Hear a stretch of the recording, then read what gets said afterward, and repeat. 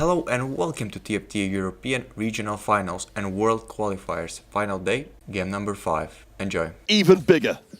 Looking at this though, cloak start for Ging, not something that you kind of expect to see, probably not a priority either here for the Turkish player. Currently second in the standings, just a singular point behind our current leader, KC Campus. Absolutely amazing game in store here, and that's a build your own get your team starter pack here. We'll put 2 poppies and a Lulu as well, but no tier, right? So blue buff not really on the cards right now. I mean, you're saying it right now. There's a couple of PvE rounds to go. We can make that Lulu happen if we should want so. So hopefully that is going to come around if that is what we're looking for here for Ging.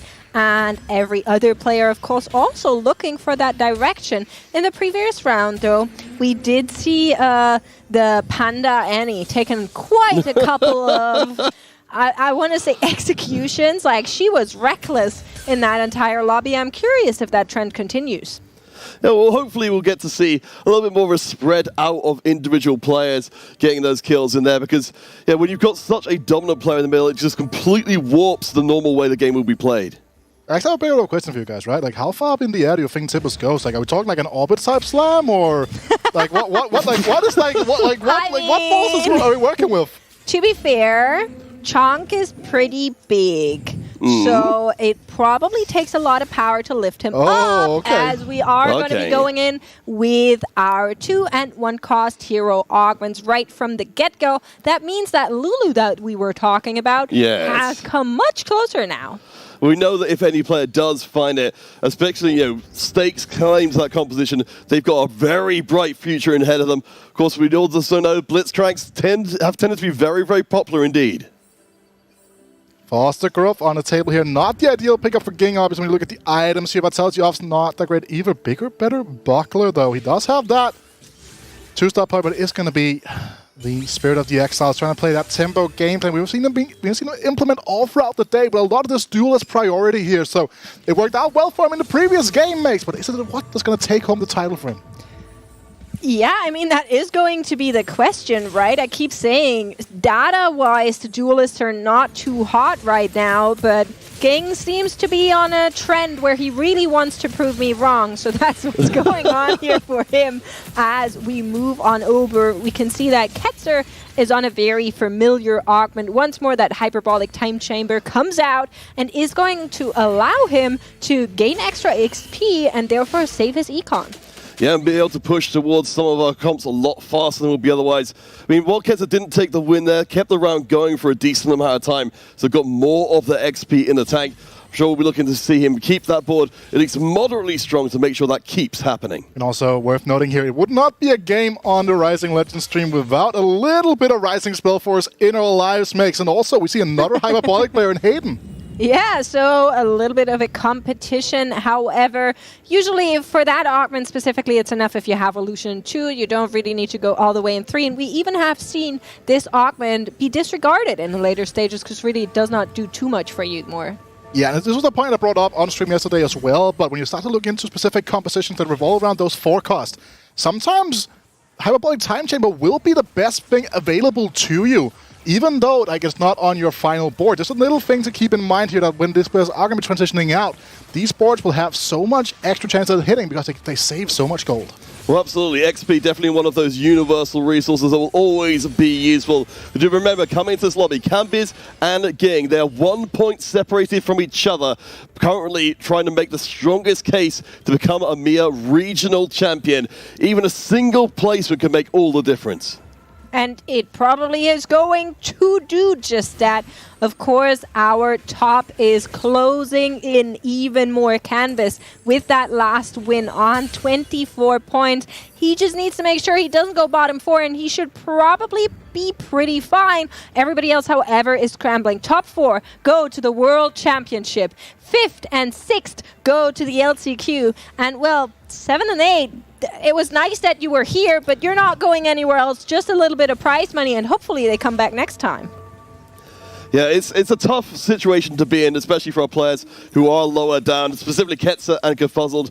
But they can, as you say, improve their situation. They're certainly not that far away from those Western LCQ spots, even if they are risky spots. been looking forward to the Global Championship, of course. We know that China has been the dominant force there for a while. We're looking to build an entirely new team of players to go up and challenge them.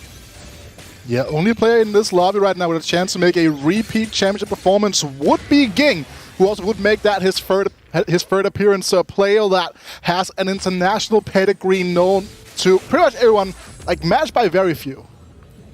Absolutely. As we move into the carousel, it is going to be small X, though. We saw the big ones earlier today. Small X are generally more liked, to be honest, from what I can tell, just a little less impact. But with the hero augment already coming up first, we know that this game might not go to the highest heights just yet, unless there's a prismatic waiting somewhere. Also keep in mind here, Hayden and Enzo. Hayden, obviously we're talking about here, is on the Hyperbolic Time Chamber, and Enzo on that Rising Spell Force. Both of these players taking heavy hits so far. Like, we're only at, after the first carousel, they're both below 80 HP already. Hayden going directly to level 5. Again, keep in mind, you get that extra XP every time you had a fight. And Enzo, we know how big these massive turnarounds are from the Rising Spell Force. Yeah, it's interesting to see how this develops, because as you say, we've got the big separation between our top 5 and bottom 3 who've been absorbing most of the damage so far. But as you can see here for Enzo, has built up a decent level of economy so far. It's coming together, but there's not a lot on the bench for Enzo right now to really make this comp sing. To make this comp sing? I hope Ezreal doesn't sing, because he's quite good at dishing out the damage. I don't know how singing is. I mean, I was immediately tempted to start doing my impression of Ezreal singing, but fortunately for everybody, I stopped myself. You belong in a museum. I think that's a version of Careless Whisper I would not like to hear. I think that's I think that is safe to say here. Kevin Parker going back to what looks like a lean on to the Ox Force Spellslingers. Early Ash 2 here with a static ship and a rod just to try to save some of that HP. Yeah, we are looking at Kerfuzzled and Canvas, though, who have 100 HP and are streaking. And usually, right before Crux is where one of those streaks ends. Just speaking from experience, could be that they both hold on. We're going to see how this one works. At the very bottom, we're on 66 HP already. So the players are getting a little bit dispersed in the HP totals. We've got Kerfuzzled, of course, Canvas, as we said, one of our 2 front runners right now to take the championship. Kerfuzzled keeping pace is honestly pretty damn impressive. As we mentioned before, just a few points separates Kerfuzzled for challenging for one of those Western LCQ spots. So a strong finish here could reverse the disappointing early day for the player from the UK. Also looking at this here, right? Canvas win streaking with the underground in so far here. Could just get out of this after stage 2 and take an extra boost here. It does look like the board from Ging hit a high tempo, finally starting to pay off. And yet again for the Turkish player, after a bit of a rough start to the stage, would assume at least. But down at the bottom here, keep your eyes peeled for Hayden losing. So it wasn't a Enzo versus Hayden fight, which could have been super game defining. And Canvas stops his winning streak, but Kerfuzzled trucks on 100 HP into Crux for him. And you said it, Wida, at the lower end, we have those 59 HP for Hayden. Everybody is trying to make something now. Of course, with those early hero augments, you already get quite a lot of direction, I would say. Or quite early on know what kind of lines are open to you. So players are on a little bit of a trajectory to find the options to make those happen. And also keep in mind here, very clear difference in how Ketzer and Hayden wants to approach this game. Right? We saw the early 2-star illusion from Ketzer, meaning he knew he had a chance to play to save some HP. And right now you can see the difference here. Ketzer with the same augment as Hayden at 92 HP, while Hayden down to just 59. Yeah, it's really wild to see how differently our players can be off their normal ways of playing. For Lusher here, we're looking at right now, has got a decent setup here with the best defense being, of course, a Pantheon directly to the face. Maybe we'll see get the dual gauntlet again that we saw from before. Itemization not quite there for Lusher right now. On 16 points overall. Again, one of those players with a big finish could, or perhaps all the Lulus in the world could change it. Lusher. 2 more Lulus in for him that he needs to find. He come on! Just in one shot for Lusher. You're not allowed to give the game instructions, mates. That's not allowed. And also, another thing to keep in mind here about Lusher as a player in general, right? He is good friends with the people over at the deal list. Oh, isn't he also one of the authors of it? He's not one of the authors, but he claims himself that he is an apostle of the tier list. So, Yep. like a true German TFT player, he likes himself some re-rolling. Just for any of our newer viewers, would you mind expanding what the tier list actually is? So the tier list is a Deutsch re-rolling tier list, right? So it's a great double entendre with the fact that you press D to re-roll, as well as, you know, Germany and Deutschland. Yeah. So double little thing with the D here as well. So it's actually it's so expelled here for Lusho that he has it in his title on his stream for this very tournament. So a player very familiar with the reroll lines and a massive knower in general. You gotta rep your community. With that, I do want to make a quick note to chat. You know, emotes are in international language, so you can use those. We're very happy to have you here. Glad you're watching. Lusher is on his way to look for that Pantheon. Has, of course, lost a little bit of gold in the meantime while looking for the Lulu, so does want to preserve just a little bit. I mean, that Lulu's still going to be dealing to do an absolute ton of work. There's always going to be the slight temptation just to to slam the Shojin and say, you know what, I'll be immediately powerful right now. But we've seen certainly later on, especially if Axiomark comes to the field, the reset potential of that Lulu is perhaps too overwhelmingly strong to ignore. We're gonna see Kerfuzzled against Candace. Kerfuzzled still looking to protect this win streak here. Can he keep it going, or will Candace put a stop to it? We can see Kerfuzzled has put in a little bit of econ to make sure his board is as strong as it can be for now. You can see that the Lux is really putting in the work together with Neela, and he will go on once more and find a win. So one of the things we were looking for Kerfuzzled coming into this day, as he said himself, he'll be trying to play more in his comfort zone. This, interestingly enough, is actually not his comfort zone. It's entirely the opposite. With Oxlingers before, he had a really bad game before. So to see him win streaking with his composition he promised he wouldn't be playing is honestly fascinating. How committed are we to this tempo game plan, by the way? Because I see a Zephyr being able to be slammed here, and I'm almost down to take it, because we saw the cash out here, a little bit of gold from the egg, and then a component. Yeah, I mean, he absolutely could, you know. He does know that there are some chances of who he could play against. If he, for example, feels extremely threatened by Ging, he could just last second slam that cloak and go for that Zephyr. And keep in mind as well that he's one of the players at the outer skirts right now, and if you can send someone like Enzo down to an even lower HP total and try to maybe make up that 4-point gap you can see on your screens right now between the two, that is a very valuable thing to do for Kerfuzzled. Yeah, certainly Kerfuzzled is holding back a little bit right now, perhaps anticipating that sooner or later this win streak will come to a close based on the boards that he has right now. But looks like at least he'll be going it down, fighting and taking as soft a loss as he can.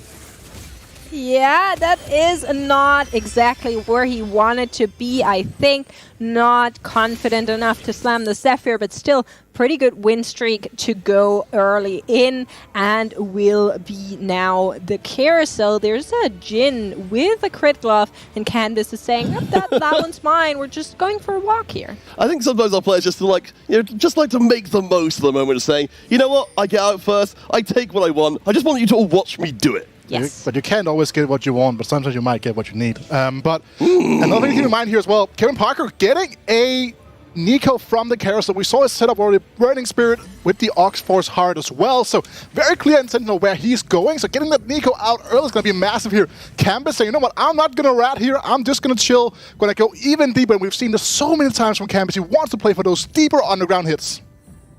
Yeah, it's a little bit, you know, like we've seen this playstyle before. Maybe from somebody that's pretty close to Candace. Familiar relation, maybe? It could be a familiar relation, and maybe I think he has a cousin who's called Casey Double 61. Yeah, but that's the thing, right? Because it's Canvas's cousin, not the other way around. That's what we by this tournament.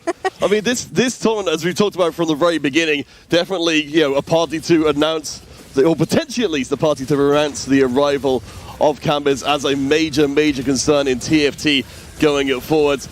Right now, of course, still sharing the top spots, very much in line to continue to make that happen, but it's taken so many losses. He's building up for the comeback, but it's still so dangerous. But he's on 5 underground with that Samira pickup as well, Peter. Keep that in mind, because he's going to accelerate super quickly. He's even going to be able to get his cash out before the Wolves here. With 5 underground, and win or lose, he's guaranteed the cash out. Yeah, we love a good cash out here at Rising Legends. However, I'm starting to be a little bit worried. Enzo is on 32 HP, and we don't have an underground involved here. We might have had one at the beginning, looking at that Ezreal. I'm not really sure it was, but maybe it was. And he is not really finding his luck right now. Ezreal 3 is still pretty far away, and the augments are also not really augmenting. No, I think it's a really good point that Enzo has been missing out on the underground, because we've already seen from Cabbage, it kind of secures you the late game, whereas in this case, for Enzo, not very close to hitting the 3 slots on anything. I do wonder, of course, we've got the hero augment tied up in the Ezreal. Enzo doesn't want to leave this line of play, but up against the Lulu, I don't know if it's enough. Yeah. So and I want to talk about a very important thing on the board here from Enzo, right? Keep in mind that Rising Spellforce is scaling augment. The more cast Ezreal gets out, the better. The double Morgana here buying so much time for the Ezreal to scale up, lock down those melee units, getting close to the Ezreal in the backline. Yeah, that's a really, really good point. We are going to see it come into play a little bit more, I think, for Enzo. Now that he's found the win, he's maybe able to turn it around on the right side. You are seeing the overall streaks and total gold in the tank for the players. All of them are pretty close, I would say. Yeah, pretty close in having a lot of money. Well, the streaks are only really there for Hayden and Kevin Parker. Everyone's keeping their gold around 50 right now. They're hedging their bets, keeping their options open as long as they can. Keep an eye on the economy of the top players in the lobby right now. All of these players sitting level 7 after Lusher, above 50 gold as well. Hayden with that massive win streak being fueled by being able to go to early level 6 and just win out stage 3.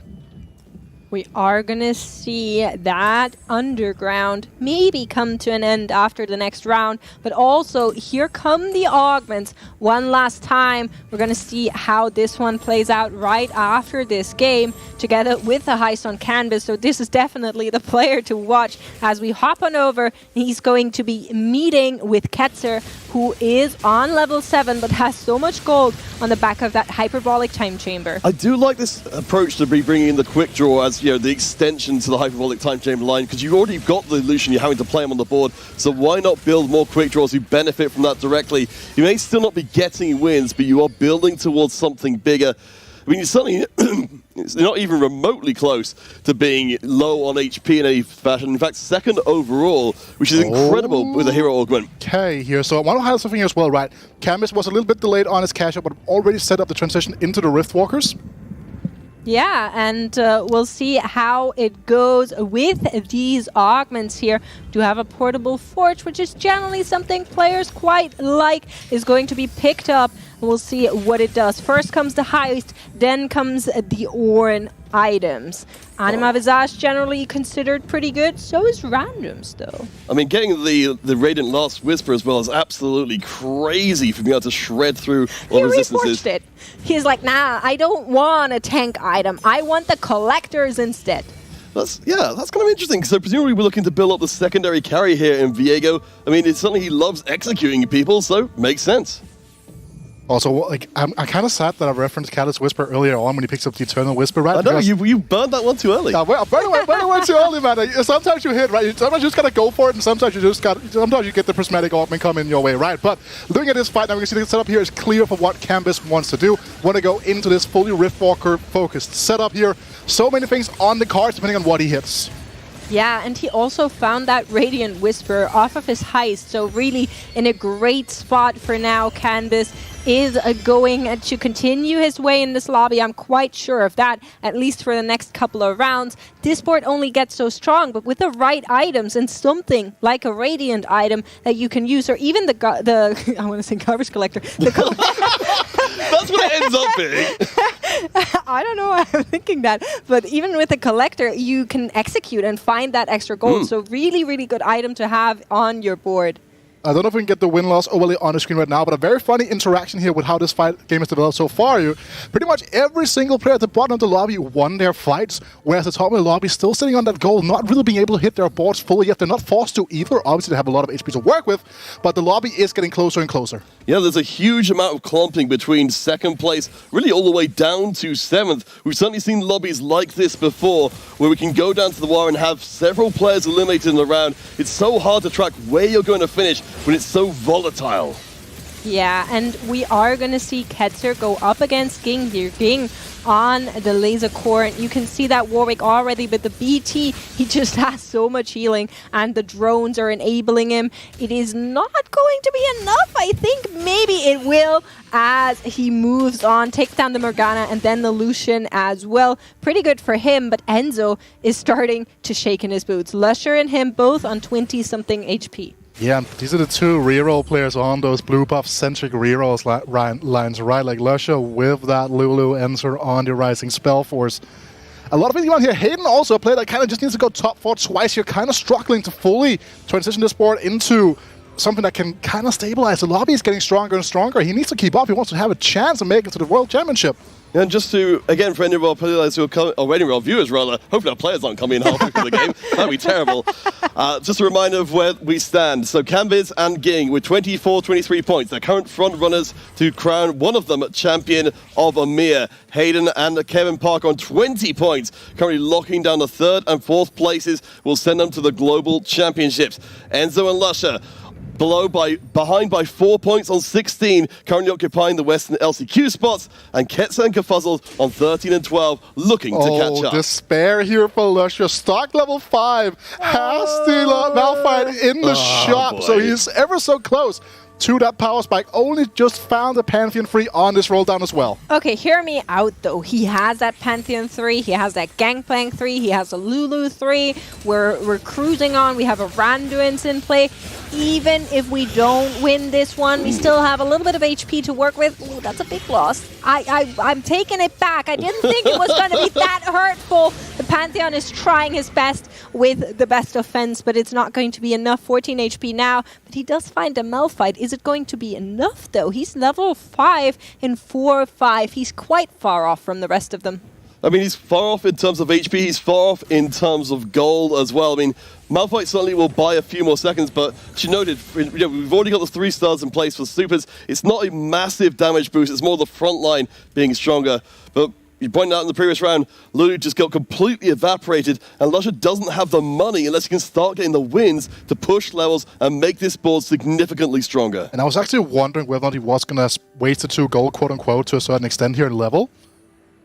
Yeah, I'm sorry, I'm distracted. I looked at the overlay, and Kerfuzzle, Ketzer, Kevin Parker, and Hayden are all on Oxlingers. Yeah. We thought maybe we had moved away from Oxlingers towards a more Renegade-centric matchup, but apparently that's not the case. No, it's one of those things where it looks like your average ladder game to a certain extent. When you look at the spots that these players have been dealt, it makes sense for pretty much every single one of them, right? A lot of static shifts. 2 Oxforce augments for Kevin Parker as well. And the thing that's worth noting here is that as long as someone might focus on hitting on to that Nico instead of the TF fight, 1 HP on Lusher now. That level here saving his potential chances in the game, but he has a mountain to climb HP-wise. I just don't... Oh, no, Lusher is dead. Oh. I think it just ticked up the last bit of damage towards the end. Honestly, though, I didn't rate Lusher's chances of surviving long term there, especially with Enzo on a win streak just above him in the standings.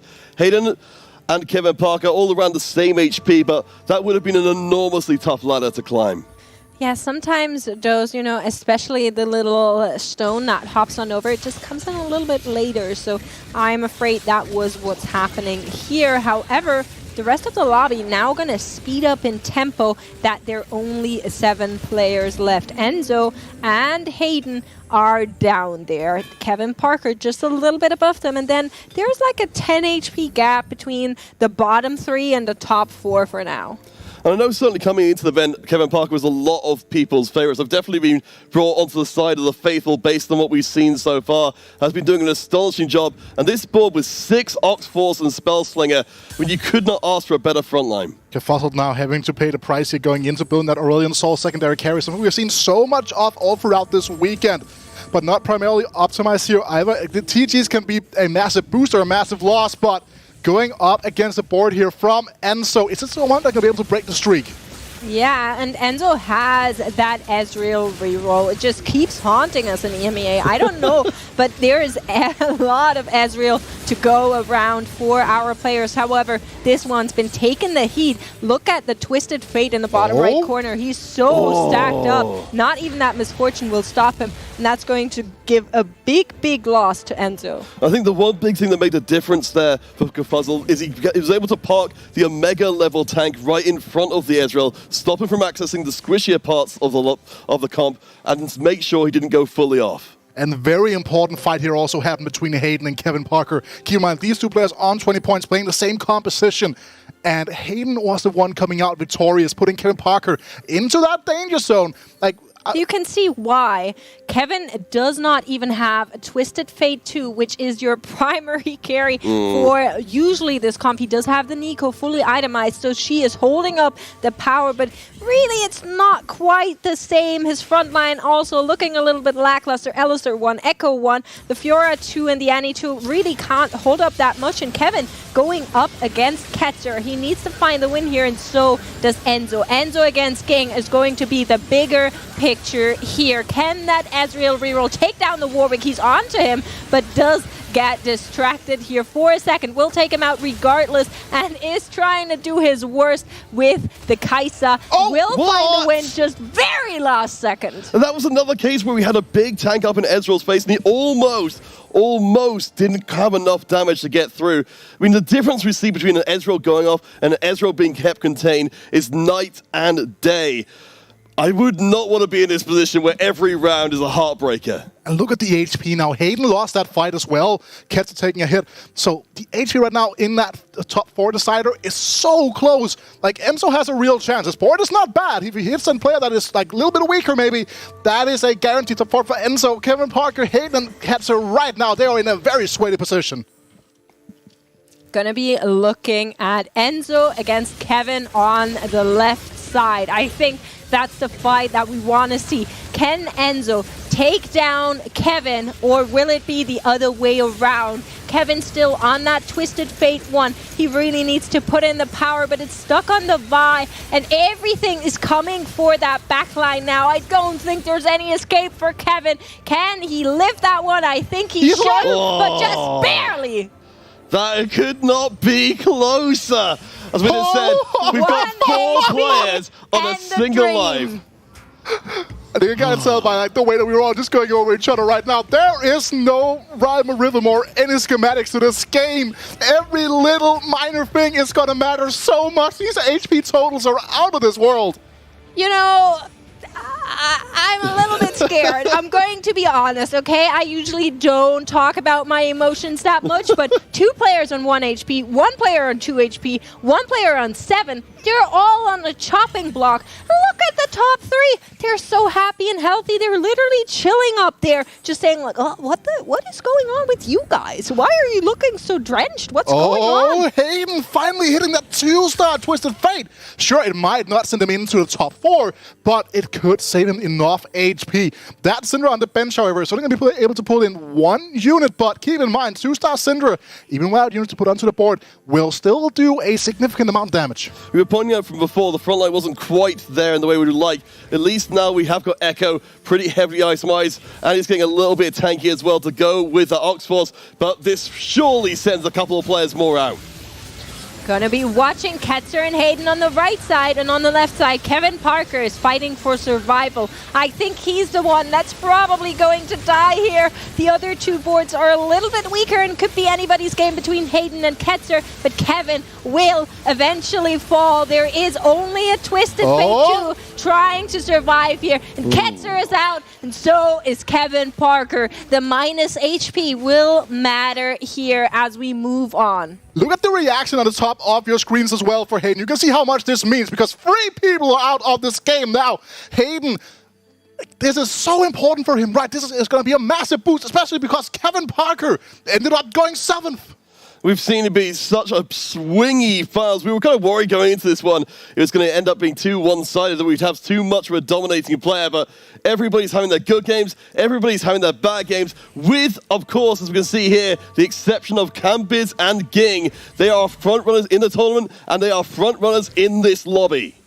Yeah, and I mean, you said it. Kevin taking the 7th here is so big for Hayden, but he still needs to shake. He still goes up against Canvas, Ging, and Kerfuzzled, and he's hoping to claw out one more spot during this game. During this round, can his Twisted Fate and the Nico support do just that, or will they fall prey to Belveth, who's on to them? The Jin from the backline, in comes the Panda Chomp, and Hayden is going to get eliminated by Canvas here in stage 5, 6, and 4th place. But honestly, that was very good for him to not be in those bottom 4.